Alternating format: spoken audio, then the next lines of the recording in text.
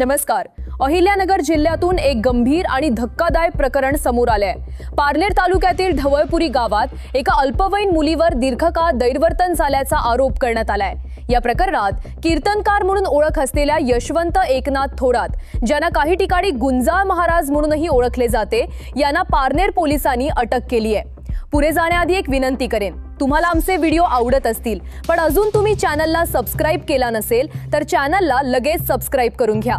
मिळालेल्या माहितीनुसार पीडित मुलगी सध्या 17 वर्षांची आहे आणि ती ढवळपुरी गावात राहते। तक्रारीनुसार काही वर्षांपूर्वी ती शाळेत शिकत असताना आरोपीने तिच्याशी ओळख वाढवली। पुढे तिच्यावर दबाव टाकून गैरवर्तन केल्याचा आरोप करण्यात आलाय। तक्रारीनुसार पीडितेला बराच काळ धमक्या दिल्या गेल्याचेही सांगितले जाते, त्यामुळे तिने बराच काळ ही बाब कोणालाही सांगितली नाही अशी माहिती समोर येत आहे। दरम्यान 10 मार्च रोजी घडलेल्या एका घटनेनंतर ही बाब घरच्यांच्या लक्षात आली।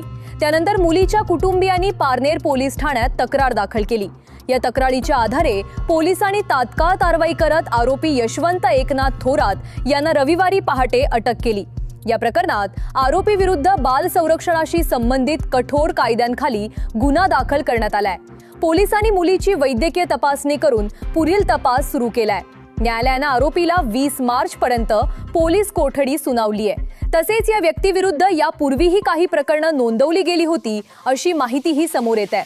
त्यापैकी एक प्रकरण निकाली निघाले असून दुसरे प्रकरण न्यायालयात प्रलंबित असल्याचे सांगितले जाते।